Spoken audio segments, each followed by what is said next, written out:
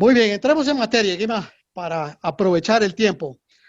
Usted fue jugador, hoy día es técnico, ha tenido la oportunidad de dirigir en diferentes mercados, en México, en la India, en Emiratos Árabes Unidos, en Colombia, en Centroamérica.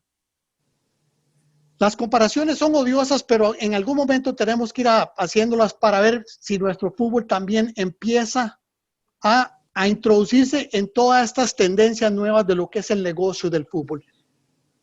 ¿Qué tal es la experiencia de dirigir en esos mercados tan grandes como México y en Asia, Guima?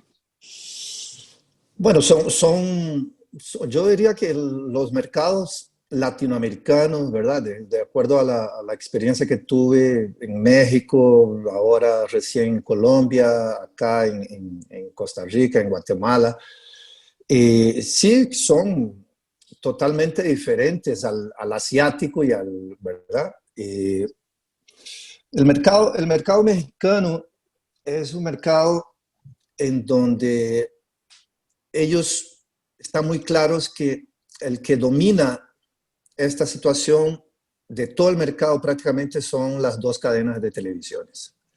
Entonces, eso hace que el producto como tal llegue a toda la población mexicana y llegue eh, en diferentes horas. Es decir, prácticamente no hay choque de horarios, Una ¿verdad? cobertura Esto total, una cobertura muy amplia. total, ¿verdad? Es lo mismo de Colombia ahora. Es decir, las televisoras sí que tienen un peso tremendo en lo que son la programación de los partidos y exigen en cierta manera a los clubes un producto de muy buena calidad.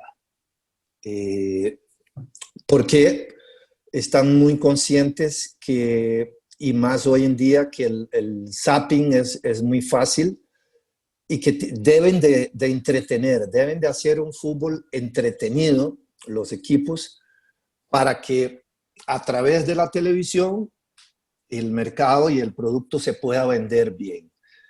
Eh, Sobre todo acá en Latinoamérica, en Brasil también es muy parecido porque una gran cadena como es Globo Televisión es dueña prácticamente de toda la transmisión del fútbol brasileño.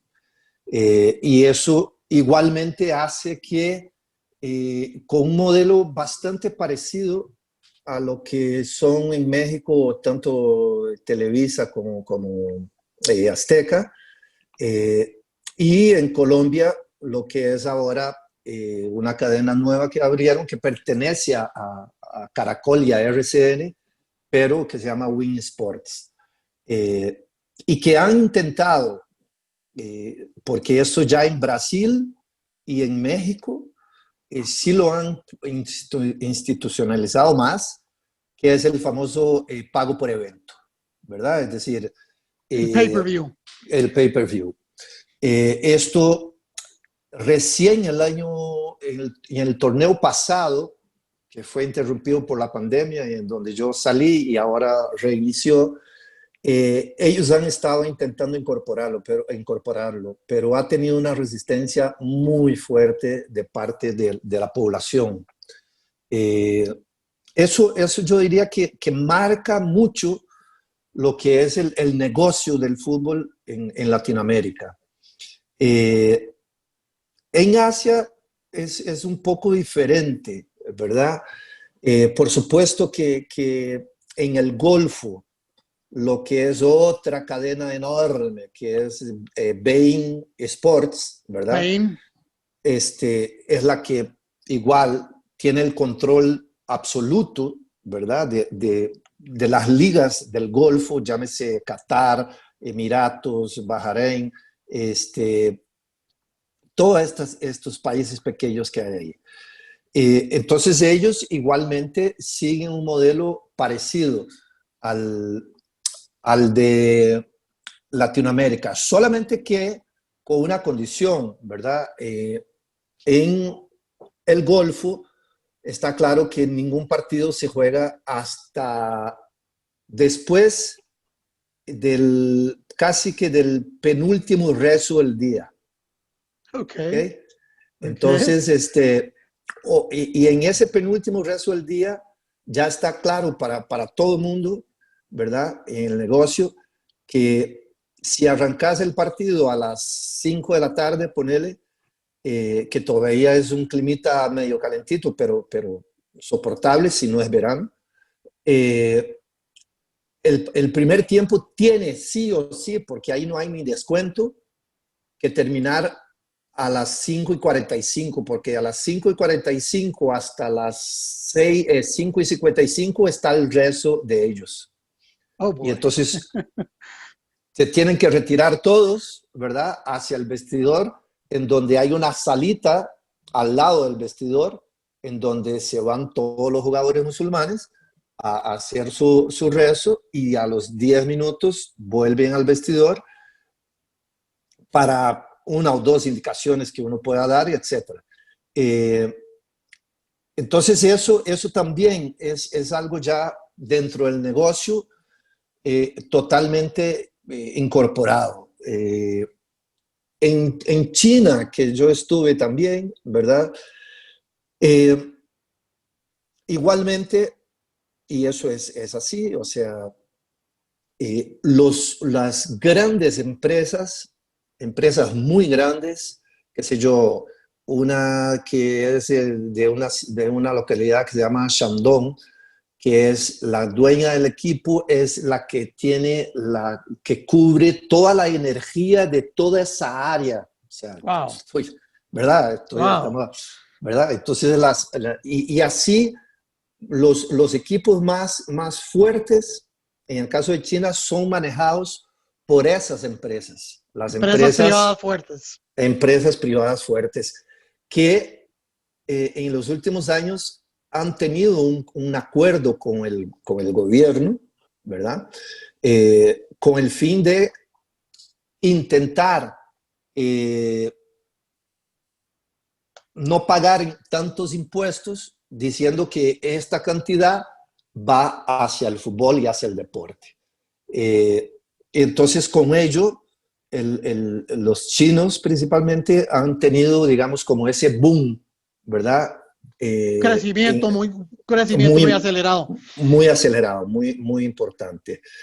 Eh, en India, muy parecido, o sea, muy parecido a que en India los dueños de los equipos son prácticamente todos los de la gente involucrada en el arte, sobre todo en Bollywood, ¿verdad? Con la gente los dueños Toda la industria, de toda la industria de industria de Bollywood, entretenimiento. Ajá, de ajá. entretenimiento, son los dueños de los equipos Interesante. en, en coordinación con la televisora, ¿verdad? Okay. Eh, entonces eso hace una gran diferencia, sobre todo con los países de acá de Latinoamérica, ¿verdad? Porque en Colombia, por ejemplo, eh, a pesar de que la televisión es la gran dueña del espectáculo, hay algunos equipos que también tienen dueños, otros que son sociedades deportivas,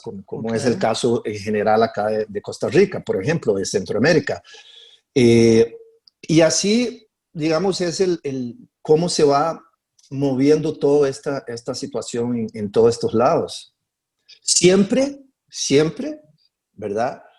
Amparados por las televisoras. Y las Okay. televisoras Sí, invierten mucho dinero. los derechos de transmisión siguen jugando un rol importante en los ingresos, en el revenue que pueden tener los equipos, qué sé yo, 40, 50, 60% de esos ingresos totales provienen de los derechos de transmisión. Así es, así es, así es. José, ¿alguna pregunta? Formularle a Guima. No, bueno, es muy interesante. Realmente, yo pienso que en América vamos hacia esos caminos, ¿verdad? Empresariales. Tenemos datos de que en Costa Rica hace 20 años por ejemplo, las taquillas eran un porcentaje importante de los presupuestos de los equipos. Andaba al orden del 40 hasta el 50%. Hoy en día ya no. Hoy en día la televisión anda por la orden del 70-75% de los ingresos de los equipos y el resto se divide en taquillas y en todo lo que es la parte de publicity, ¿verdad? Y vemos la tendencia que hay aquí ya en Costa Rica, ¿verdad? No nos vayamos muy largo de ir tratando de tener un segmento lleno de fútbol para todos los clientes meta, ¿verdad? Que son los aficionados. Así que es muy interesante y yo creo que podríamos ir en buen camino en ese sentido. Sí, ahí yo digamos, lo que veo principalmente son la cantidad de recursos que puedan tener, ¿verdad? Actores muy poderosos. Sí, sí, claro. Eso uno lo ha visto en ese recorrido que yo he podido tener, gracias a Dios. Sí, uno ha visto que si la televisión es la que manda en el juego, ¿verdad? La televisión es la que debe respetar el producto. A eso me refiero, por ejemplo, horarios de juego. Es decir, está más que comprobado en todos lados, porque en Asia básicamente se juega después de las 5 de la tarde. Todos, prácticamente todos, porque está claro que nadie en su tiempo útil durante semana, por la producción, por la cuestión del trabajo y todo, puede pensar en jugar a 3 de la tarde o a las 4 de la tarde. Imposible. Y porque además ya por ejemplo, yo me acuerdo en la India, cuando el equipo que yo estaba, que era el Mumbai City, era uno de esos equipos que pertenecía a uno de los grandes dueños del entretenimiento de Bollywood. Y ellos, con la inversión que hicieron para promover el fútbol de la India, ellos hicieron una planificación en conjunto con la televisión y crearon una Indian Super League.